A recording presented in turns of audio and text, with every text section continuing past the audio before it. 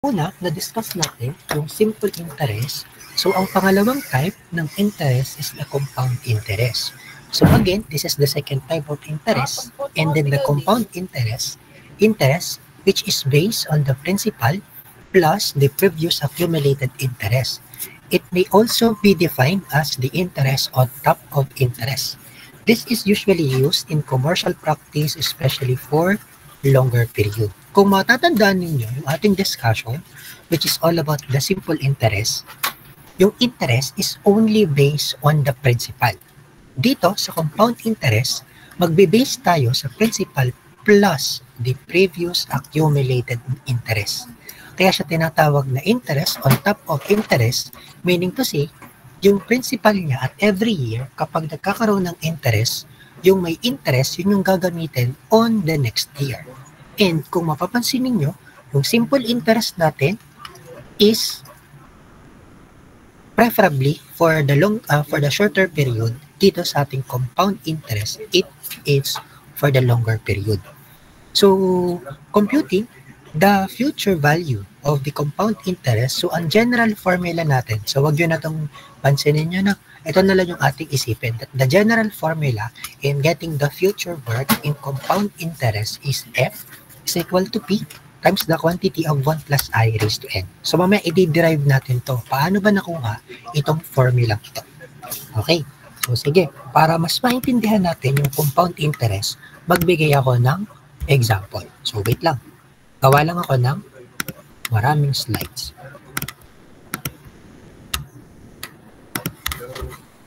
Ano ba yung mga sinasabi ko sa inyo kanina? So para mas ma-appreciate nyo, magbigay ako ng difference or i-differentiate natin yung simple interest and compound interest. Again, so mag-recap lang tayo, no? For the simple interest, again, nagre-recap lang tayo versus compound interest.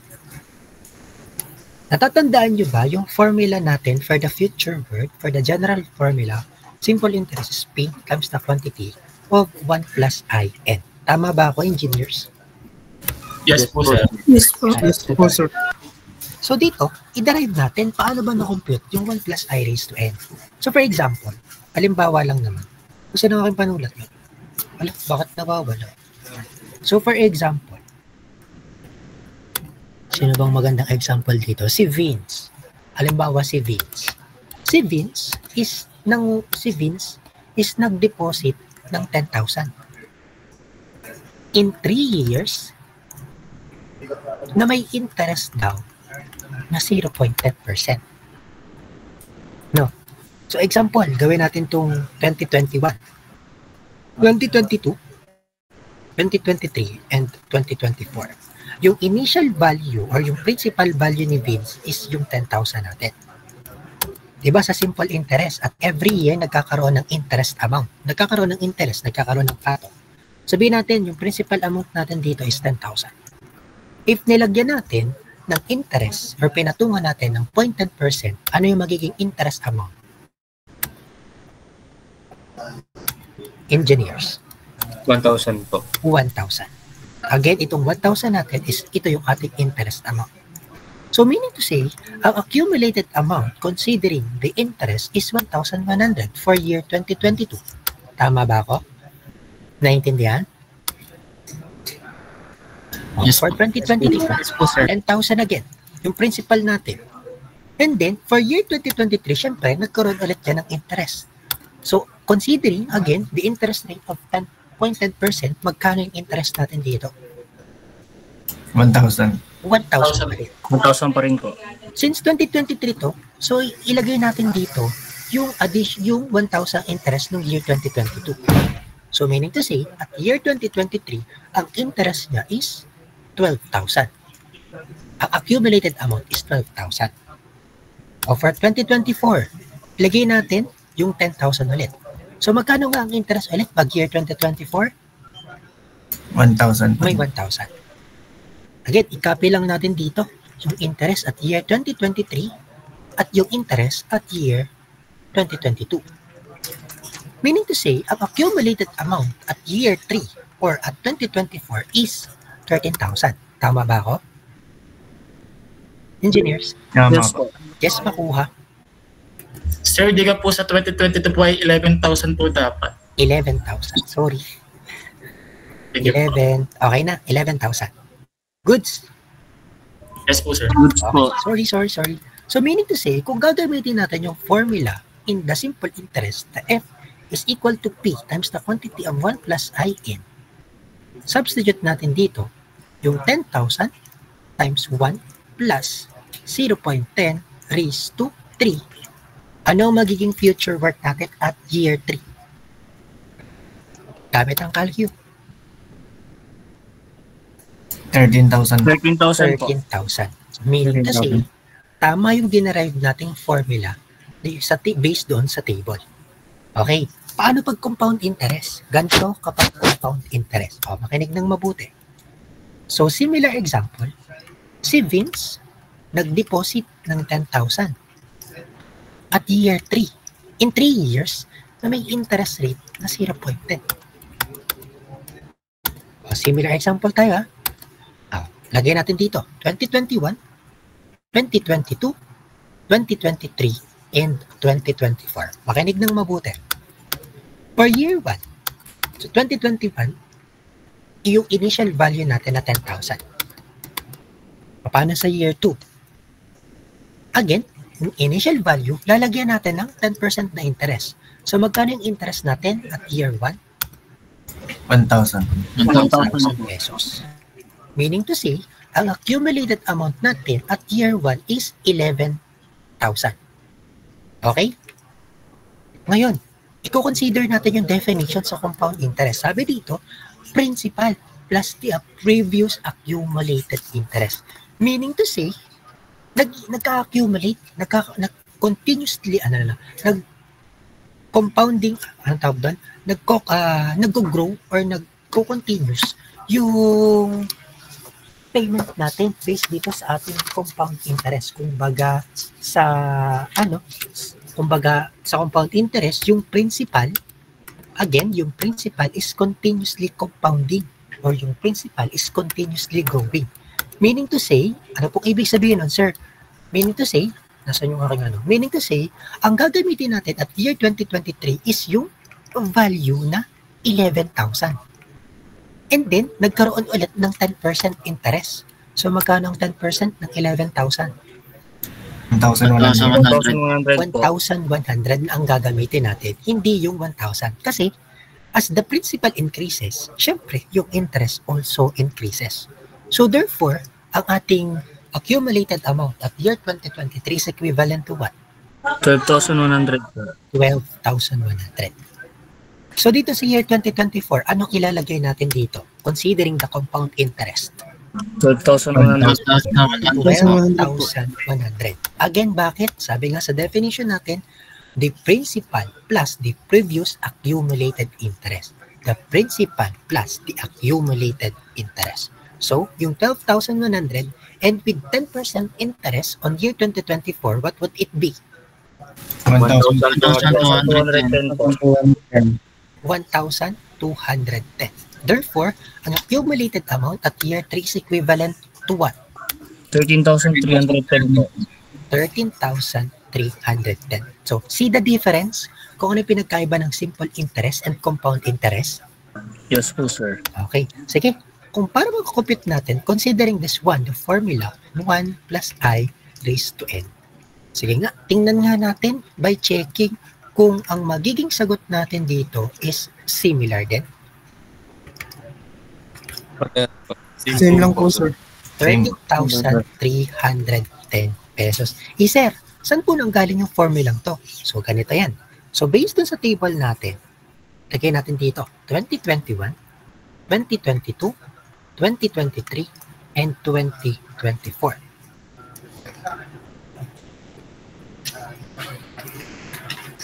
Gawa lang ako ng table para mas properly documented. And sa 2021, di ba, yung principal amount muna natin, yung initial amount, nagkaroon dito ng interest ng 11,000. Dito, nagkaroon ng interest or yung accumulated amount natin is 12,100 and dito 13,310. Nilipat ko lang ha. And then ngayon, pansinin ninyo, yung 11,000 i-divide natin dito sa 10,000. What would it be? Okay, divide nyo nga yung 11,000 to 10,000. 1.1. 1.1. po. Itong 12,100, i-divide naman natin sa 11,000. 1.1 din po. 1.1. Itong 13,000, i-divide natin dito sa 12,100. 1.1 din. So meaning to say, yung value dito at end year is for sure 1.1 din. Tama ako? Yes po. Yes po, sir. So kung mapapansin nyo dito, yung 1.1 natin dito is year 1. Sa 2023, yung 12,100 is at year 2. Yung 2024 is at year 3. So possible at end year, maging raise to end din yan. Tama ba? Nakukuha niyo yung pinopoint out ko? Meaning to say, kung mapapansin nyo dito sa 1.1 na to, it is 1 plus yung interest rate. Naniniwala ba kayo? Yes po. Yes po. And then, considering the end power, o yung raise natin, ilagay natin dito sa end. Okay? And considering the principal amount, kasi nagkaroon tayo ng initial value, makakapag-cap up tayo sa formula na future worth is equal to the present worth plus 1 plus I. Future worth is equals to P times the quantity of 1 plus I raised to n. So, dyan nakuha yung formula natin based dito sa ating example. Maliwanag yung pinagkaiba ng ating simple interest. Yes po, sir. Yes po, sir. Yes po, sir. Very good. So, do you have questions so far? Wala pa naman. Sige nga.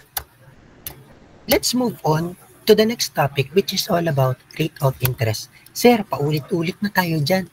But take note, in our computations, we need to consider the rate of interest. Again, alam naman natin, di ba, that the rate of interest is yung small letter I. Ano ba yung small letter I na yon? It is the cost of borrowing money or the amount earned by a unit principal per unit time. Ito naman is na-discuss ko na before, so no need to elaborate again. Kung baga, ito yung percentage kung magkano yung ipapatong nating pera based doon sa ating initial amount. Tama ako? Yan. So, dito, kailangan nating matandaan yung two types of interest rate. The first type is the nominal rate of interest and the second type is the effective rate of interest. O, makinig muna ng mabuti. Huwag muna magsusulat kasi mahalagang pag-aralan natin to. When we say nominal rate of interest, it is the basic annual rate of interest. It specifies the rate of interest and the number of interest period in 1 year. Ano pong ibig sabihin nun, sir? So, for example, sa mga problem natin, kapag may na-encounter kayo ng mga problem na ang given sa interest rate, for example is, si Vince is nangutang ng 10,000 pesos sa kanyang kaibigan na may interest rate na 5% compounded monthly or 5% per monthly. Itong mga sinasabi nating 5% compounded monthly, 5% quarterly, 5% compounded semi-annually, those are considered as a nominal rate of interest. Meaning to say, hindi siya per annual or per year. Dapat per year yan. So para maging exact siya or para hindi siya ma-considered as nominal rate of interest, kailangan natin i-consider tong formula na I is equals to the nominal rate of interest divided by the number of compounding periods per M. Again, this one is given. Ito yung mga sinasabing compounded monthly and then this one is the number of compounding periods per year. Ano ba yung mga compounding period per year? Example, ito yung mga compounding period that occurs in 1 year. Alam naman natin that annually is 1, semi-annually 2, quarterly is 4, bi-monthly is 6, monthly is 12, so on and so forth. So maliwanag sa M? Yes po. Yes po, sir. Example. Yes po. Example, sabi dito sa problem natin, sabi dito that the nominal rate of interest or the interest is 5% compounded monthly. Meaning to say, yung I natin, yung 0.05, i-divide natin sa 12. Kasi yung one year is equivalent to 12 months. Paano pag sinabing compounded quarterly? 5% compounded quarterly.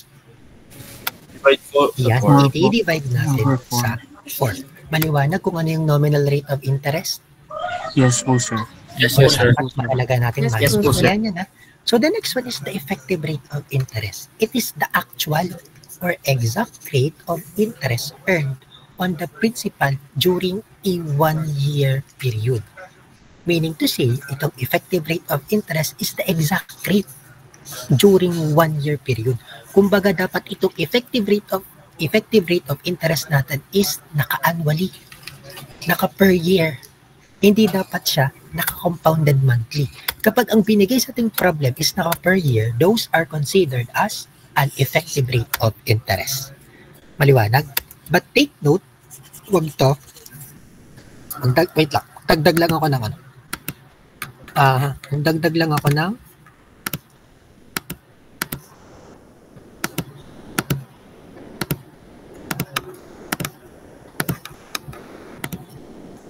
ko puro gure. Kaya mo na. At least na. Okay. Take note no. Dito sa ating nominal effective rate of interest, naka-annually siya or per year. Take note, in computing the effective rate of interest, considering the nominal rate of interest is 1 plus nominal rate of interest divided by the number of compounding periods times the n, or the number of years times the compounding period per year minus 1. Okay? Yan yung gagamitin nating formula in determining the ERI. Sir, pwede po bang bigyan nyo kami ng example para mas maintindihan namin? Sure. So, for example,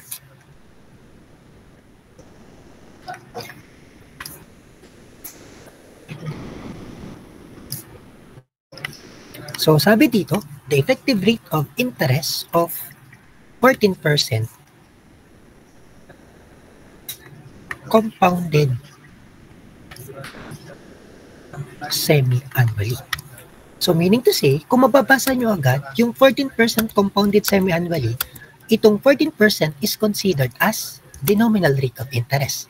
Tama ba? Yes po. Yes po, So sir. ang gagawin daw natin dito is gawin natin effective rate of interest.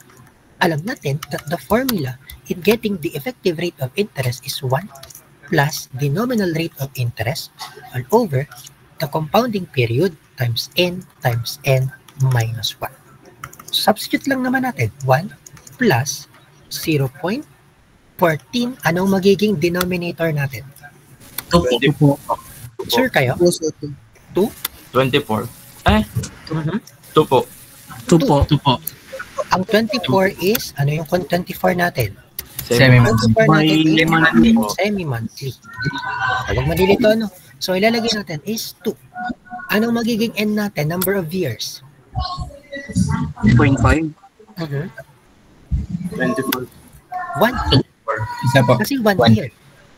Okay? Gets nyo? Okay, guys. Yes, Sir, paano po siya magiging 1 year po? Since Kasi nabanggit may po semi-annual. Semi-annually. And then, bakit 1? Kasi nga, we are considering per year. Okay? So, considered muna siya as 1. Okay? Times 2 minus 1, ang ating ERI is equivalent to 1. Yes, ay times natin sa 100% since again, rate tayo. 14.49% po.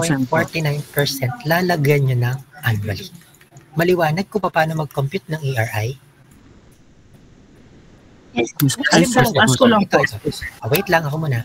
Sige po. Halimbawa, ito ang tanong. The effective rate of interest in 5 years of 14% compounded semi-annually, itong 1 gagawin nating 5 kasi 5 years na. Okay? Maliwanag? Pag sinabing Yes po, sir. interest in 2 years, papalitan natin to ng 2. in 8 years, papalta natin ng 8. Okay? O sige, questions. Pakitaas ng kamay. Okay na po, sir. Nasagot na po. Wala ka pang tanong. Hindi ko pa nasasagot. Anong tanong? Yun na po yun. Yung sa ano po. Yung sa number, yung sa in 5 years po. Nagets ko na po. Okay. Kaya kanina 1 lang kasi we assume that this problem is in 1 year. Okay. Lagi tayong mag-assume na 1 year. Pero pag may sinabing given na 5 years, 10 years, o di 10 years times yung semi-annually. Maliwanag po sa ating ERI. Yes po, sir. Sir. Do you have questions so far? Wala pa naman. Wala pa naman po, sir. Madali pa? O sige, mag-problem solving tayo. Go! Pa-chat ako ng inyong final answer sa ating chat box.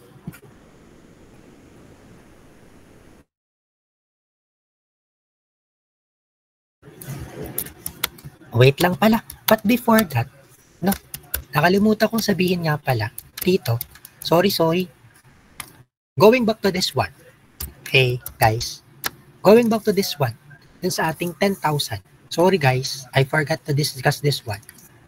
Again, nag-deposit tayo ng 10,000 in 3 years na may interest rate na 10%. Dito, sa compound interest, we will need to consider the cash flow diagram. Okay? Sa simple interest, pwedeng ito lang yung gawin natin na diagram. Actually, hindi nga siya diagram, may table. Pero sa compound interest, kailangan na nating mag-consider ng cash flow diagram. No. So again, diba yung cash flow diagram natin? Gawa tayo ng horizontal line, 3 years, 0, 1, 2, and 3. O si Vince daw is nag-deposit ng 10,000. What do you think? It is a positive arrow or a negative arrow? Positive po. Other answer? Negative po. Negative. Positive, negative. Other answer? Pakaliwa po. Positive po. Sino may sabing pakanan?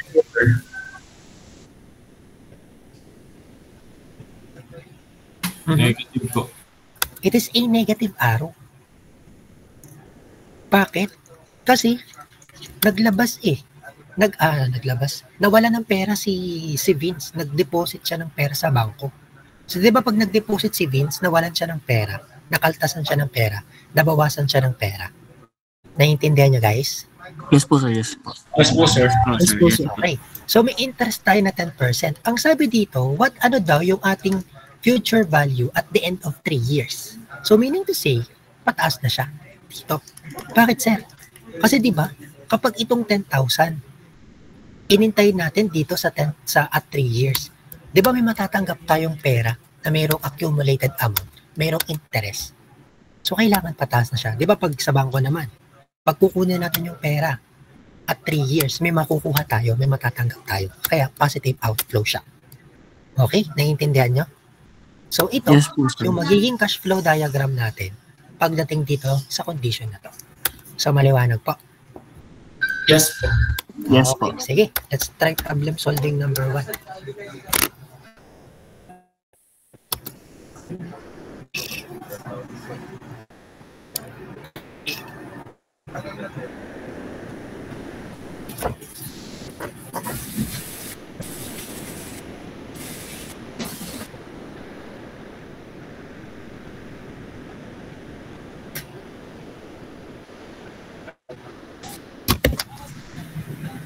Ang bilis nyo namang mag-solve. Feeling ko kinuha yung sa ibang section. Magpapalit niya ako ng mga given lagi. Sir, na-flash po kanina po yung problem, kaya na-solve na rin po. Ang lakas mo naman. Sige. So, tama yan, ano? So, 22,289.21094. So, okay na. Sige, guys. Enough na. Uno pa kayo as of now.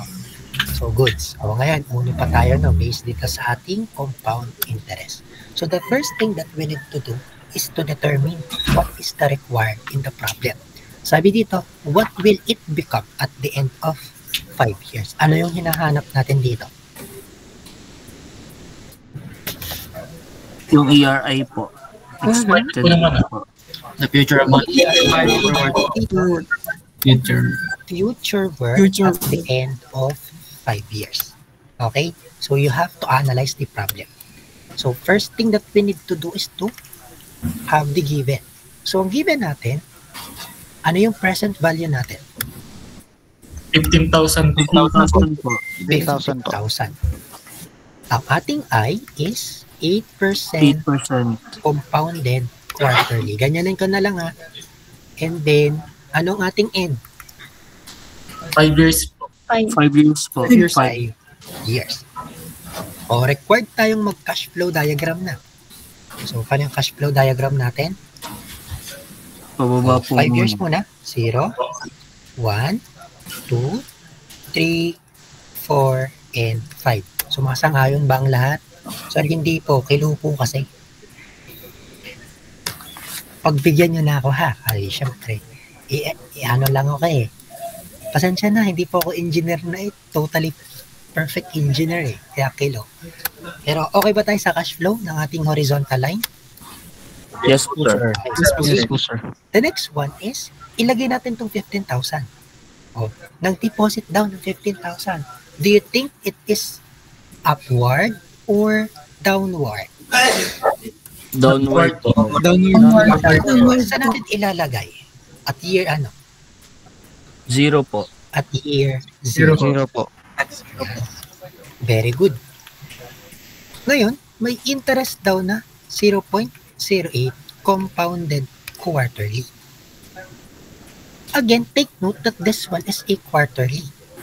So meaning to say, yung future work natin is, makikita natin dito, tama ba ako? Yes po. Yes po. At the end of 5 years. Alam natin that the formula in getting the future work is P times the quantity of 1 plus I raised to N. Tama ba to?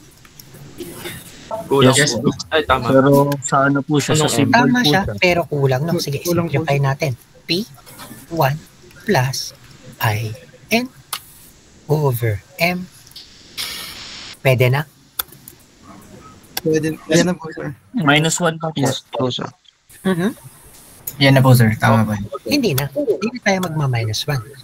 Bakit? Kasi yung rate of interest natin is hindi, sinimplify na natin dito. Okay? Sige ma'am, ipapakita ko sa inyo kung bakit hindi na kailangan mag-minus 1 pa dito. Pero ito muna, mag-solve muna tayo. No? So P, anong P natin? 15,000. 15,000 po. Quantity of 1 plus 0.08. Anong ating denominator? 4 po. 4 all over 4 times anong ating N? 5. 5. po. So what would be our the future work? 22,000. 289.2194 po. 21094. Ito yung ating final answer. But take note, during ating cash flow diagram, it is compounded quarterly. So meaning to say, ito is magiging 20, 16, 4, 8, and 12. Okay? 1, 2, 3, 4, hanggang sa maging 12. Maliwanag po. So pagdating sa number of interval, period of interval, i-consider natin kung ano yung nasa interest rate. Okay? So meaning to say, ito is F5 o at year 5 or F at 20th anong tawag ito? Pang 20 na month, 20th month, 20th monthly. 20, basta nasa pang 20 na month. Okay? Naintindihan? So lalagyan nyo ng tan hanggang 20. Maliwanag po. Pero pag Yes. naka-years, so 1 po, sir. Okay? Naintindihan nyo? Sir, paano yung sinasabi nyo kanina? Hindi naman na, di ba sabi nyo, sir, ERI na 1 plus yung IN natin raised to M. MN minus 1. Di ba yung gusto nyo pakita kanina, no? Sige, substitute natin. 1 plus, ngayon ko lang ito gagawin, sana tumama. 1 plus, anong interest natin? Ito pala, 8%. 0.04. 0.08 po. Ay, 0.08. Yes po. 0.08 raised to 4. 4 Divide times po. natin sa 4 times 5. O sige, anong ERI natin guys? 1 plus 0.0. Again.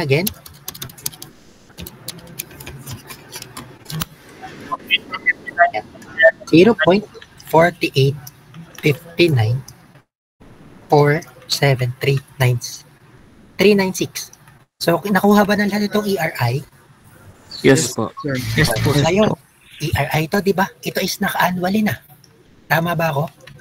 Naka-annually yan. Ngayon, sige, consider natin yung F is equals to P times the quantity of 1 plus I raised to N. Ito ang gagamitin natin kasi naka-annual to. Tama ba ako?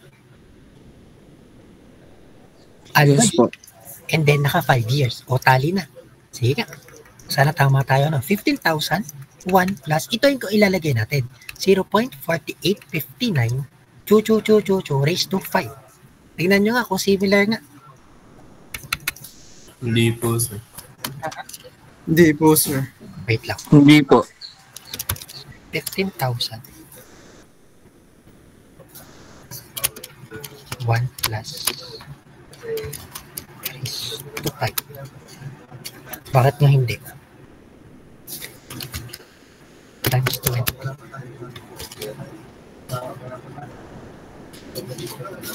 15,000. Dapat same yan. 1 plus 0.08 raised to 4 times 5 minus 1.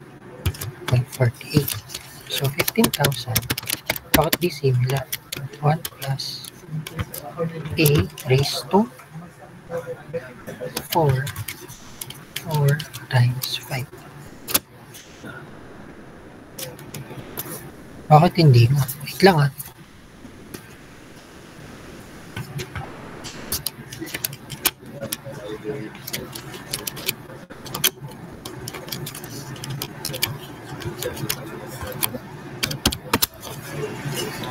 Tama naman. Sir, di ka po yun sa ERI ay naka 5 years na po yan. Kaya po siguro dun sa baba po, yung N po magiging 1 na lang. Ay, oo. Ito nga pala, we don't need to consider this one. So, magiging 1 siya since ang ERI natin is naka in 5 years na. Pero if we will consider this one as the number of, kanina nga pala, is in terms of years na 1. So, tama. So, dapat ang magiging formula natin is 1 plus 0.08 raised to 4 raised to 1. Tama ko? Minus Yes 1. po. Yan, sige. Consider ulit natin to as ERI. O, what would be our ERI? Sorry. O, dito. ERI natin is equal to, tama yun. Tama. Ano nga? Limutan ko. 1 plus 0.08 raised to 4 raised to 4 muna to.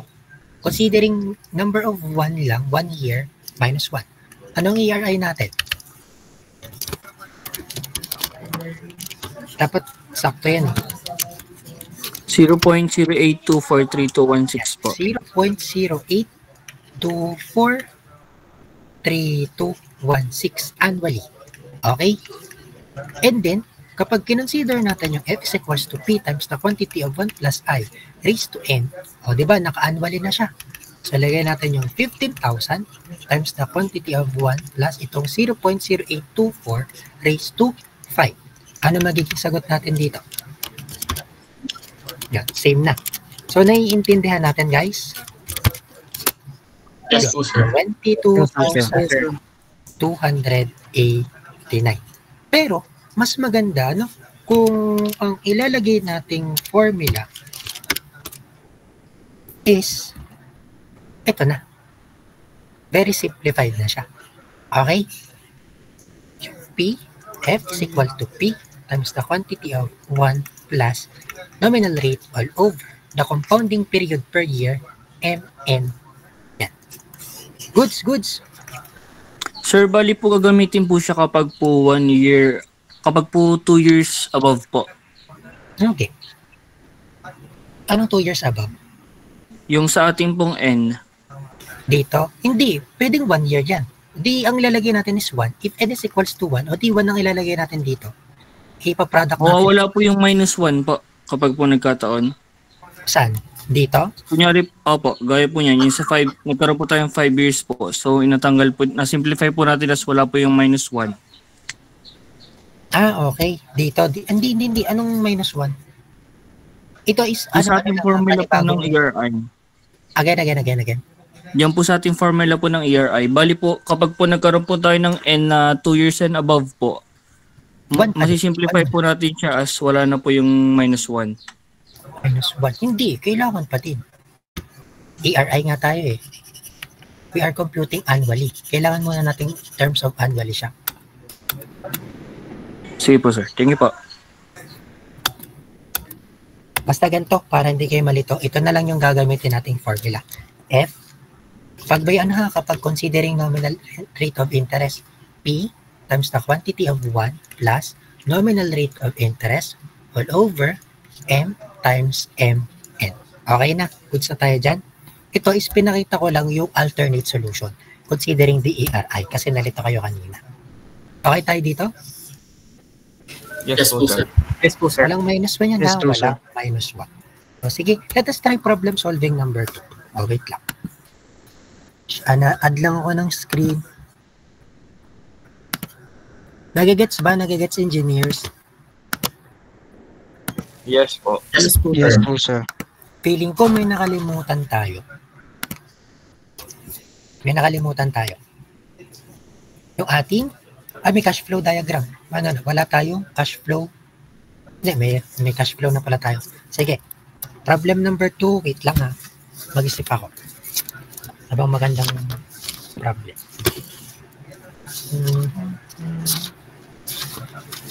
Sige. Let us try problem solving number 2. Pwede ko kayo kita. Halimbawa,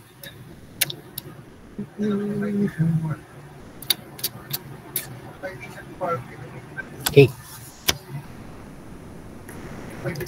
Engineer Liesa. Yes po, sir. Deposits. Example lang kita, brother. Sorry po, sir. 2,000. Meaning to say, nakikinig ka, good yan. In the bank. Siguro today,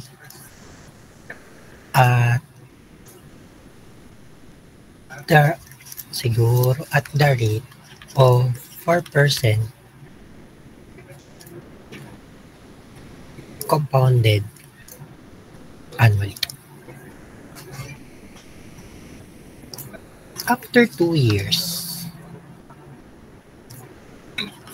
siguro nag-deposit siya ng another 4,000. In 5 years, he will draw 6,000 for dating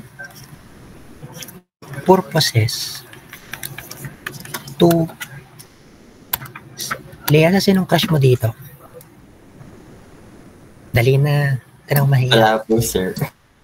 Sabihin na natin kay Isa. Janela daw po. Kanino? Kay Janela? Oh, kay Janela. To engineer. To engineer Janela. Buti pa si Janela, binibigyan ng time para mag-date. After 5 years, makikipag-date daw sa'yo. So, how many money does he have on the 6th year? Again, solve tayo guys. Again, si Engineer Liesa deposits 2,000 in the bank today at a rate of 4% compounded annually. After 2 years, he deposits another 4,000 in 5 years. He will withdraw 6,000 Sir, for dating purposes. Ano po yun? wala po ata naka-share screen po. Wala ba? Sorry na. Yes po. Okay, yan. Ito yung magiging problem natin. So, Engineer Liesa deposits 2,000 in the bank today at the end at a rate of 4% compounded annually. After 2 years, he deposits another 4,000. So, in 5 years, he will withdraw 6,000 for dating purposes to Engineer Janela. So, how many money does he have on the 6th year?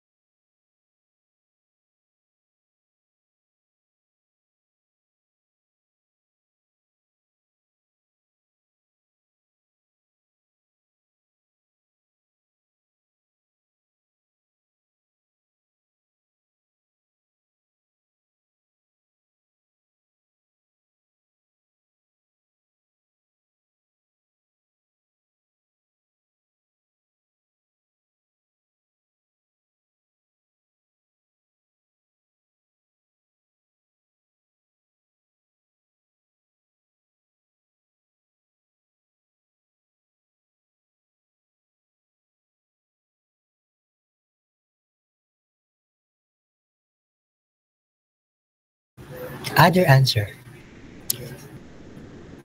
Other answer.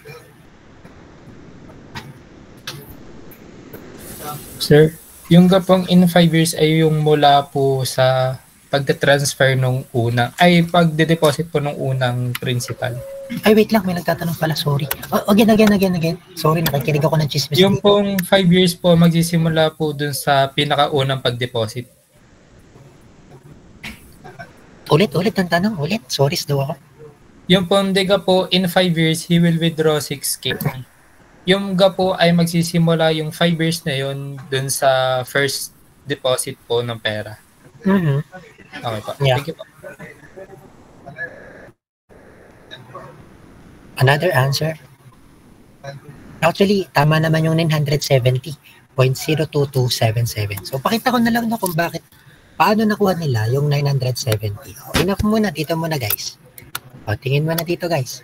So, Engineer Liesa deposits 2,000 in the bank today at the end at a rate of 4% compounded annually. After 2 years, he deposits another 4,000. In 5 years, he will withdraw 6,000 for the dating purposes to Engineer Janela. How many money does he have on the 6th year? So, ang technique ko dito, no, pinagsasabay ko yung given and then yung cash flow diagram. So, mas magaling, marunong tayong mag-cash flow diagram. So, sabi dito, si Engineer Liesa nag-deposit ng 2,000 in the bank today. Do you think itong 2,000 natin is nasa ang year? Anong year siya? 0, 1, 2, 3, 4, 5, 6, 7, 8, 9. Zero po. Zero. Zero po, sir.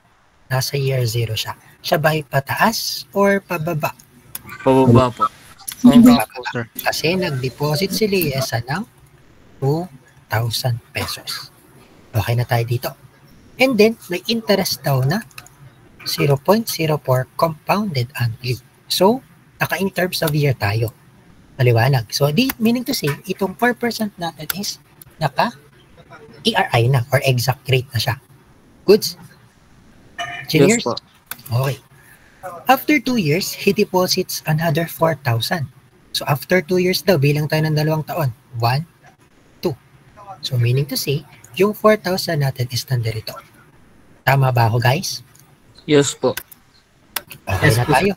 In 5 years, he will withdraw 6,000 for the dating purposes to Janela. In 5 years daw, o di lagyan natin dito 3, 4, and 5. Ito bang 5,000 is upward or downward? Upward po. Upward po, sir. Upward na. Kasi nag-withdraw, naka-receive siya ng 6,000 piso.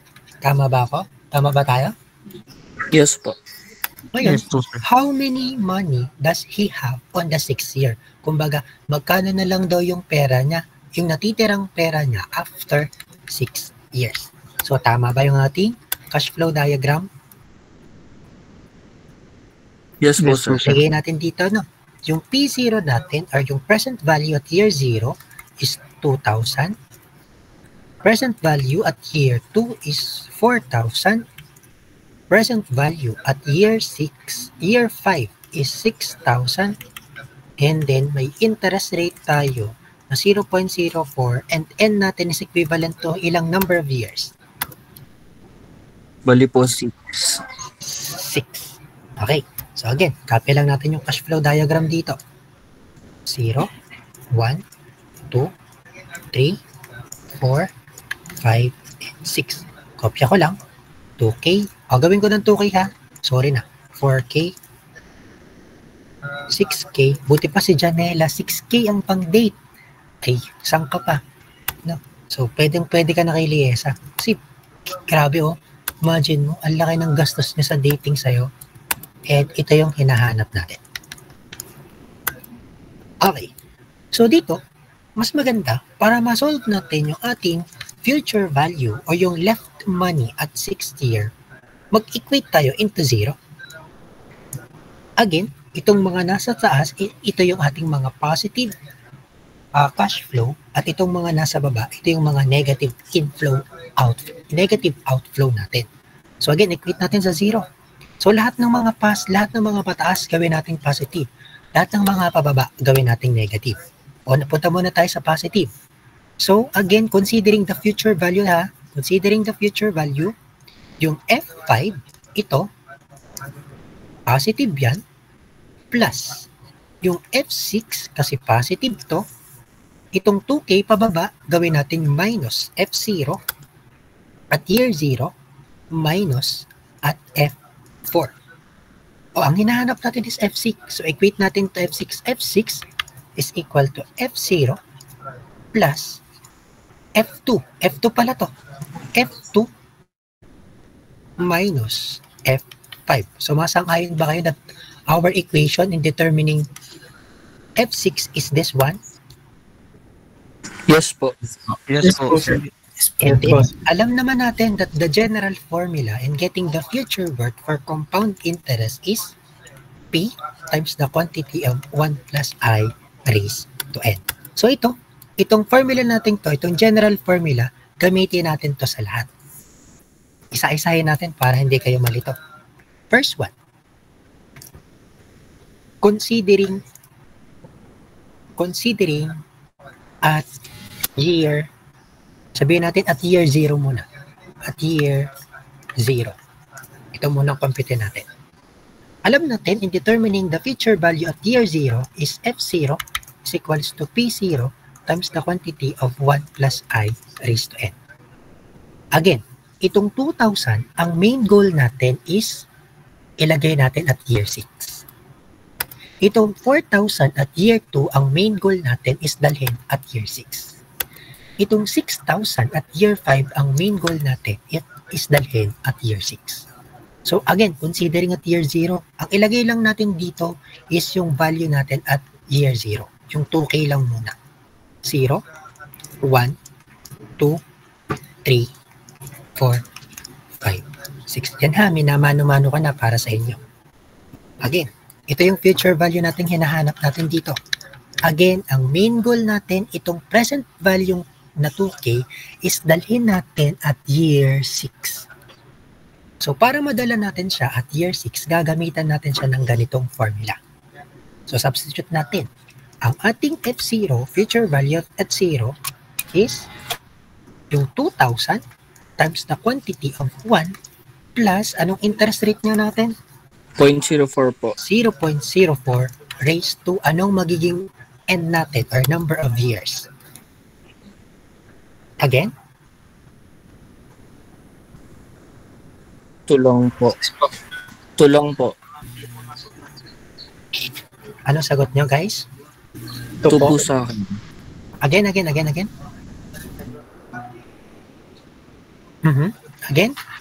2 po. 6 po. Ang main goal natin, itong 2K dadalhin natin na year 6. Paano natin siya madadala at year 6? Bibilangin natin dito. 1, 2, 3, 4, 5, 6. So meaning to say, ang end natin is 6. Maliwanag. Ito is present value pa. Itong 2,000. Present value pa to. Dadalhin natin siya sa future value at year 6. So bibilang tayo papunta hanggang year 6. So ilan yun? 1, 2, 3, 4, 5, 6. Maliwanag doon? Maliwanag? Engineers. Yes po, sir. Okay. What would be our F0 pag dinala natin sa year 6?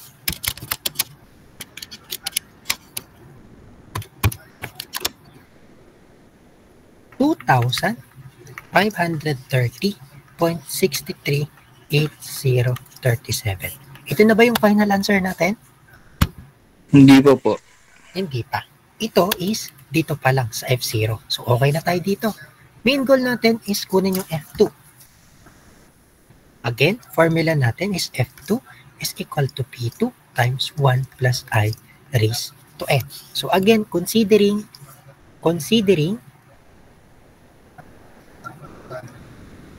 at year 2.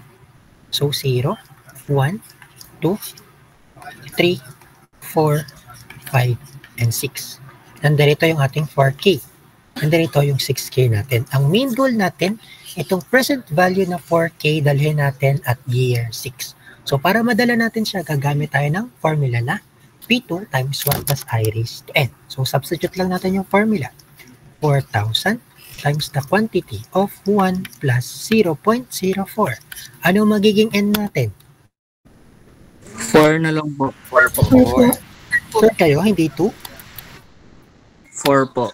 4. Bakit 4? Again, ang main goal nga po natin, sir, itong 4K, dali natin at year 6 kasi yung hinahanap. So, para madala natin, bilang tayo. 1, 2, 3, and 4. Therefore, 4 ang ilalagay natin dito. F2 is equivalent to what?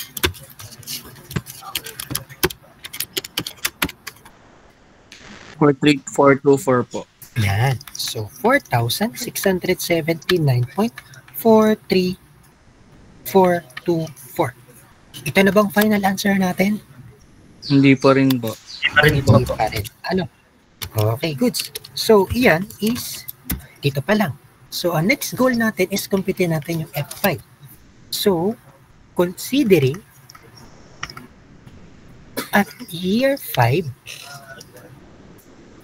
so, meron tayong formula na F5 is equals to P5, 1 plus I raised to N.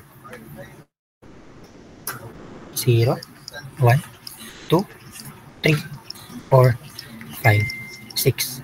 Nandito yung ating 6,000. And then, ito yung hinahanap natin na future value. So, ang main goal natin, itong 6,000 dalhin natin at year 6. So, para madala natin, gagamit ulit tayo ng ganitong formula. So, substitute lang naman. 6,000 times the quantity of 1 plus 0.04. Ano ang magiging end natin dito ngayon? 1 na lang po. 1 na lang po. Kasi, year 5, isang bilang lang naman siya. Therefore, ang F5 natin is equivalent to what? 6,240 po. 6,240 pesos. Ito na ba ang final answer natin? Hindi pa rin po. Hindi pa rin po. So, again, ang magiging formula natin in determining, wait lang.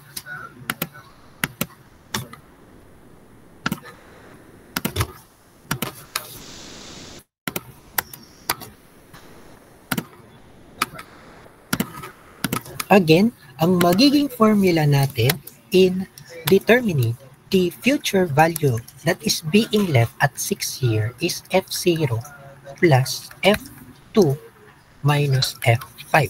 So, substitute lang naman natin. 2530 points. Ano nga yan? 63. 8037. 8037. Plus, yung B, yung ating F2 is 4679 po. 24. 4, 4, 2, 4 minus. Minus ba? Tama ba minus? Yes po. Yes. 6240 po. 6240. Therefore, ang F6 natin is equivalent to what? The same po, 970.07227 po. 970.07227. So, maliwanag po tayo on how to determine the compound interest considering different condition. Yes po. Somehow. O, do you have Yes po, sir. questions? May question kayo? Di ba madali ang ito? Wala pa naman po, sir. Others. Okay, nakakahabol ba? Nakakasunod? Yes po, sir. Yes po, Yes sir. po, sir. O, sige, let's proceed. May tanong? Wala pa. Sige, dahil Wala kung pa. walang tanong, diretso tayo for our next topic, which is all about continuous compounding. So, madali lang to. Continuous compounding is based on the assumption that cash payments occurs once per year, but compounding is continuously throughout the year. Meaning to say, compounding is continuously. So, walang katapusan. Hindi natin alam kung kailan, walang katapusan. Continuously compounding. So, ang formula and determining the continuous compounding is, ito na lang, pain. Diba pag tayo nagbabayad, pag walang katapusan yung pagbabayad natin, masakit siya. Sino ba namang matutuwa sa bayarin natin, walang katapusan? Kaya tatandaan nyo, kapag in terms of continuous compounding, ang formula natin is pain. Paliwanag tayo, guys? Yes po. Okay. Paano po yung ating cash flow diagram dyan? So, example, based on the condition, nag-deposit, 1, 2, 3, 4, and then, meron dito, F na N. So, itong N natin is infinite. Okay? Maliwanag po sa ating cash flow diagram in terms of continuous compounding. Yes po. Yes Okay. po, sir.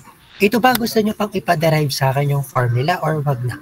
Kapag pinaderive ko to, pag pinaderive nyo sa akin to, possible, lalabas sa exam natin yung derivation. Sige po, sir. Gusto nyo I-derive po magpa-derive? natin. Chok lang po pala. Hindi nga. Seryoso ako. Hindi Gusto po. nyo i-derive or wag na? Pag dinerive ko to, meaning to say, yung mga next previous topic natin for the formula, i-derive ko. And then possible sa exam natin may derivation. Ano, i-derive ko pa or wag na? Huwag na po, sir. Goods. Kasi sa isang section, medyo may isang bida-bida, sige, i-derive ko daw. O di dinerive ko. O di sa kanila, may derivation na exam nila. Yes, 30 points derivation. O gusto nyo i-derive? I-derive ko to. Hindi po, sir. Tuloy na I-derive po ko, ililim sa natin. Sige, problem po. i-derive ko na. Huwag na po. Wag na. Sige. Okay. So, yun lang. Kasi mahaba yung derivation nito, lalagyan pa natin ng mga ruling. So, wag na. So, again, in determining the continuous compounding is this one. Tatandaan nyo na pag continuous compounding, laging may word na compounding, continuously compounding or compounding continuously. So, for example, for problem number 1, pinabanggit dito na compounded continuously. So meaning to say, ang gagamitin ng formula is pay. Go.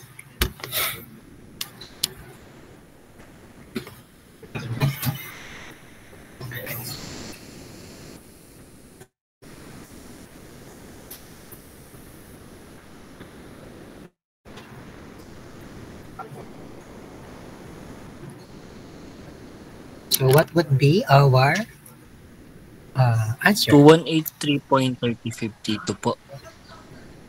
Again?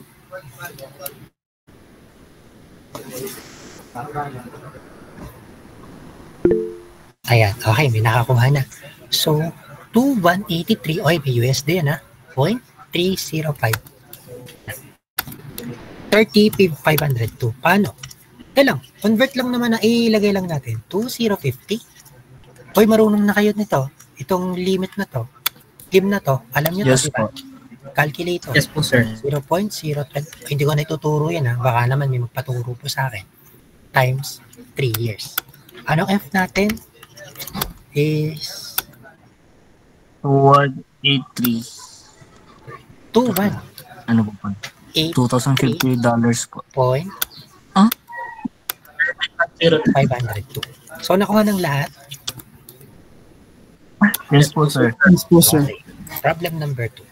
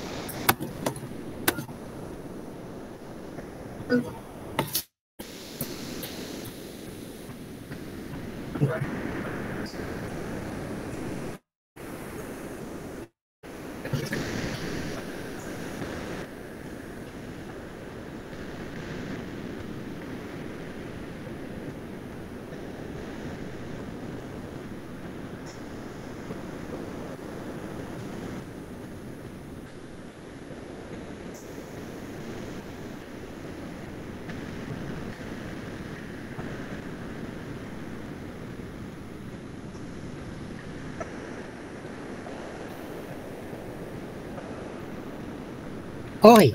So, final answer natin is 591.23.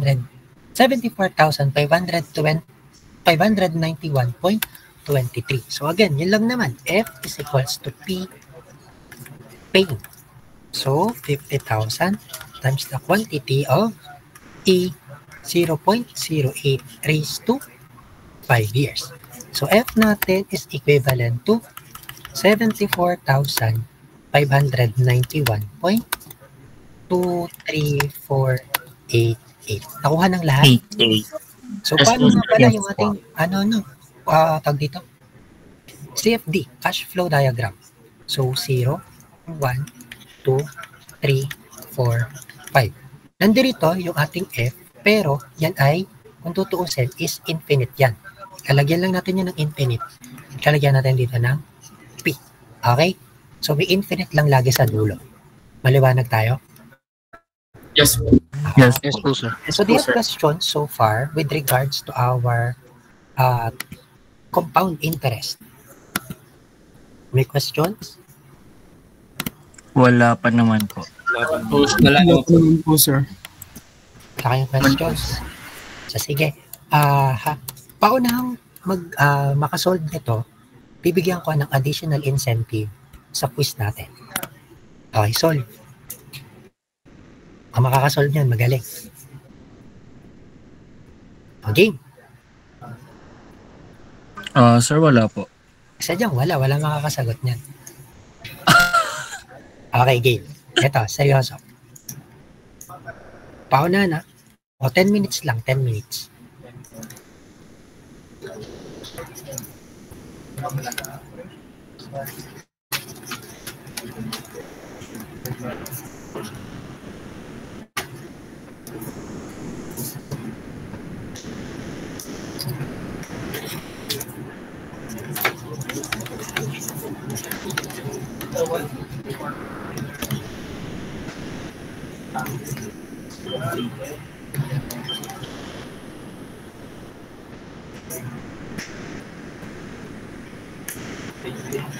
Okay? Show me your solution. Pag sinabi kong correct, show me your solution sa GC natin Sa GC na lang. Mamaya, hindi ko pa naman sinasabing correct. Pag correct yung answer.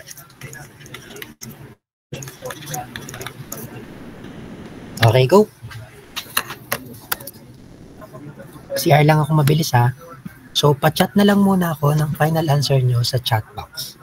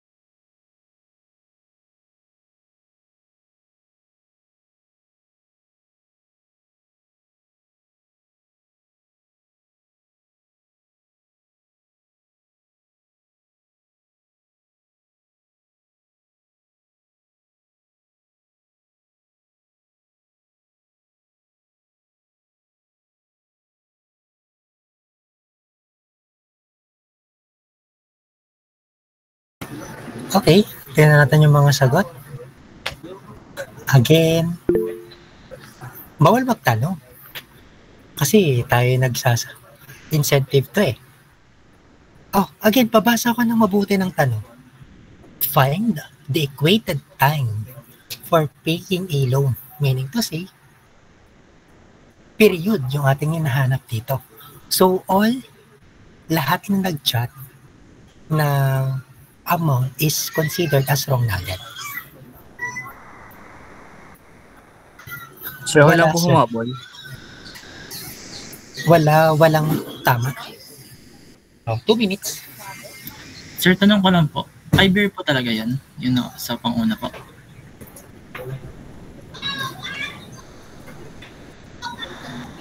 Ay, due in 1 year. Sorry. Wait lang. Due in 1 year. Sorry na. Or kahit sabihin natin due in 5 years, pwede din naman. Due in 5 years. Sige, stick tayo due in 5 years. Kasi yun yung ating naging computation kanina. Sige lang. Due in 5 years. Tignan natin kung yung 3.5, 3.2. Check ko lang ha.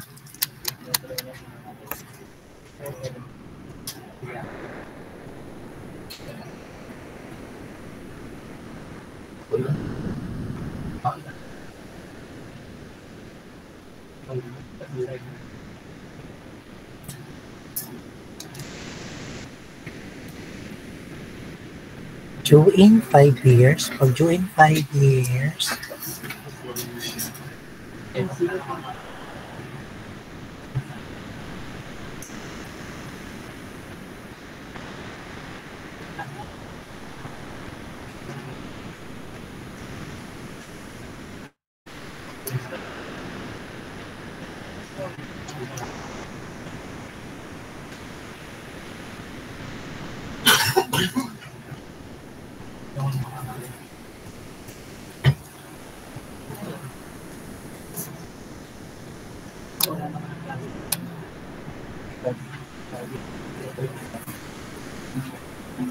One minute. Wait lang. Feeling ko 150,000. June 5 years. That's what raised to 5 times 4. Tama. Ano mali?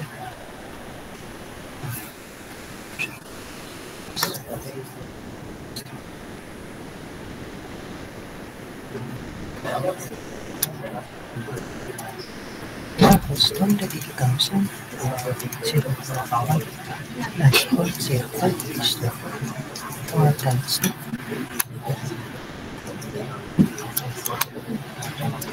So, 130,000.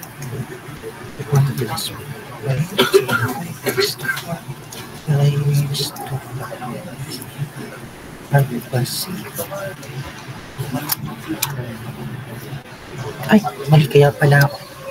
430,000. Plus 1 plus 105 is to 4. 4x plus 6.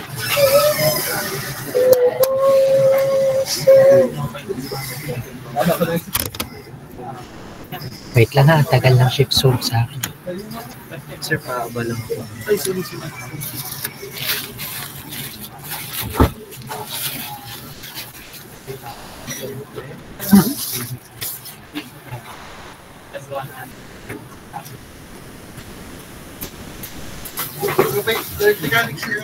Opo.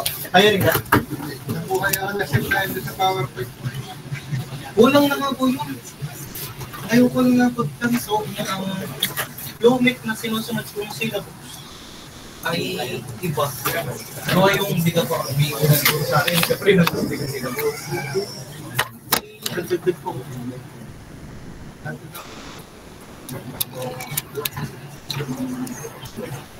Okay na yun, Idol. Thank you. Salamat.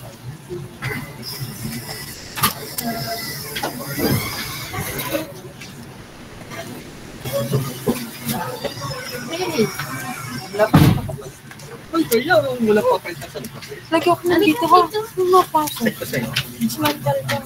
Yung video. Wait lang ako. Huwag na sa akin, gawa na hindi rin ako makaprint. Ikaw daw mag-print. Hindi na photo ka. Ano yung nakalo? Wala kasing panlong ito. Pero yun may panlong. Si Kim. Kim, pa-print ka sana ma'am. Unahin mo to. That's an order. Kasi ano talaga. Pero bait ko yun sa sir. Tagal naman ang shape solve ko. Wait lang ha. Ipiprint ko na. Seryoso ka. Engineering economy. Sir Kim, pa-print to. Sa ano? Sa... Busy talaga. Wala po kasi akong long. Na panlong dito. Pero Yung may... siblings ko. Oh, yung first person class teacher Ano mo. lang ako. At saka... Attendance. Ah, nilagay ako. Hindi ko be honest. Ito pala Ano yung ipiprint ko dyan? Yun lang, yung checklist mo. Times Okay. So actually, di ba dapat 230 lang? So may nakatama ng sagot sa inyo, but hindi ko i-consider siya as incentive. Okay, kasi dapat 230 is yung final submission. Pero may nakatama nakakuha ng tamang sagot. So yun yung goal ninyo, no? Alamin ninyo kung ano yung tamang sagot. Okay, sa inyong nag-present ng mga sagot, so may nakatama doon. Okay, goods. O, they have questions. Assignment na yan, pero di naman ilalagay sa papel. Kumbaga, yan is considered as one of our problems sa ating quiz. So, alamin ninyo yung tamang sagot para may tamang sagot kayo pagdating sa quiz natin. At take note again, sa lahat ng mga nag-provide ng answer, may tamang sagot dyan. Yun nga lang, hindi siya counted as incentive since ano na siya, nakalampas na ng 230. Okay? Do you have questions so far? Wala naman po, sir. Wala naman po, sir. O, yung mga yung mga nagsagot kahit mali, plus 10 sa langit. Okay? At least, may plus 10 kayo sa langit. O. Aba, hindi lahat ng pagkakataon binibigyan ng hindi lahat ng pagkakataon ay pumupunta sa langit. Kaya magpasalamat yung nabigyan ng plus 10 sa langit. So I think that would be all, guys. So thank you so much and have a great weekend. Bye-bye. Thank you po, sir. Thank you po, sir. Thank you po, sir. Yes, sir.